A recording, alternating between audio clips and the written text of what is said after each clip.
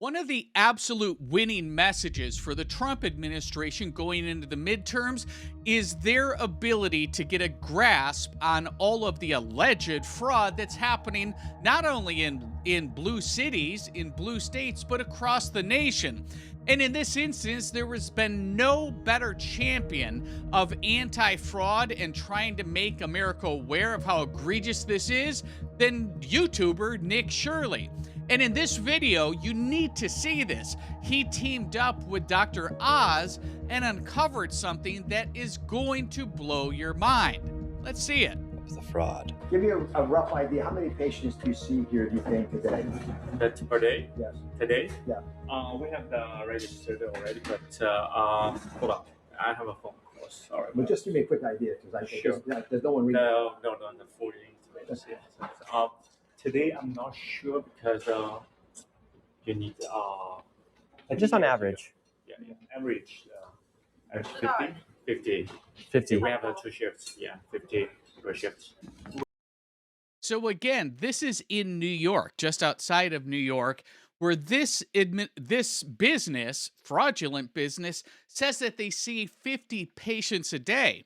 What this gentleman may not understand at the moment is that he's speaking to the one person that's tasked with flushing out, if you will, in Flushing, New York, the alleged fraud within the Medicaid, Medicare, and Health Administration, Dr. Oz. This only gets worse. Watch. Would it even be possible for you guys to have 8,000 different patients? 8,000? Yes. 8,000 patients? Yes. Actually, I have no idea for But that number. would it be possible to have 8,000 patients here? 8,000 patients here when? I'm not sure. Throughout the year. Last year. Actually, I don't know. I have no idea for that. Would it be possible for you guys who run this daycare to handle 8,000 different patients in 1 year? Theoretically. Who owns the business? The boss, the owners, I'm not sure. Yeah. Who owns the business? The owners.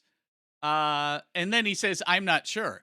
How is he drawing a paycheck? I mean, at this point, it's as obvious as day that this gentleman and this organization are up to no good. It's just a matter more of quantifying the amount of fraud. Well, watch. You must know who owns the business. We just have the managers and the owners. I really don't know. Have you ever met the owners? No, not yet. Who's managing the business? The director is the ladies. Yeah, but I really don't know about that one. You don't know who employs you? No. I just hired it last month. Well, who hired you? The managers too. And how long have you all been working here? A month. All a month? What happened to people who were here before last month? I have no idea. They all left? Yeah. Why would everybody leave in 1 month? You mean the patient or the members? The people working here. If you all started last month. The staff. The staff. When I came here, I just met them, and they are already set up. So I really don't know about that one. And did you all started working here last month? It's not. This lady and that lady's not like more than 1 month. So it sounds like you guys got a whole new staff here. So again, this facility is a senior care center in charge of administrating services, health services, and other for seniors. That's fine. But the point of the matter is that it's obvious that something is wrong here because there's not a patient in the waiting room when they supposedly see 50 a day. There's not a patient at all in anywhere in this video that can be asked what they're there to be treated for or to be serviced for. Even worse, all of these employees are not willing to even identify or talk about who the owner is. So Dr. Oz and Nick Shirley, they're absolutely uncovering something that needs more investigation. And he, Dr. Oz, and J.D. Vance, who's in charge of the National Fraud Task Force, have to get more aggressive and public with this type of activity because this is something that the American people have had enough of. And keep in mind, and you can see that here from this message from Mays on X, which is the Democrats, specifically, he's talking about the act that's named after Nick Shirley, the Nick Shirley Act in California. They want to make investigative journalism illegal.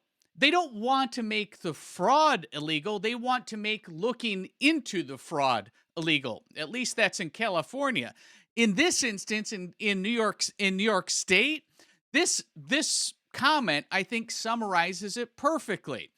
If it wasn't bad enough already that the American taxpayers were being ripped off, which clearly we are, we're being ripped off by foreigners who were in many cases not even born in America. That's what we've seen in Minnesota under Tim Walz's watch with the Leering Center and other. That's also what we've seen with the egregious hospice fraud that we identified and have talked about on the show over in Orange County and in Los Angeles. And that's under Gavin Newsom's watch. So we're just touching the tip of the iceberg on how bad this is. This is stacking up to be hundreds of billions of dollars worth of fraud. And this is, again, in blue states. And I'm not making the case that it's only in blue states. I'm making the case that this is across the board something that the Trump administration needs to get a handle on fast. That will be a winning message going into the midterms. Let me know if I missed something, and let me know what you think of Nick Shirley's activities with Dr. Oz now that he's pairing up with him in New York, uncovering this senior services center that didn't have a patient at all in the room. So again, Minnesota, New York, California.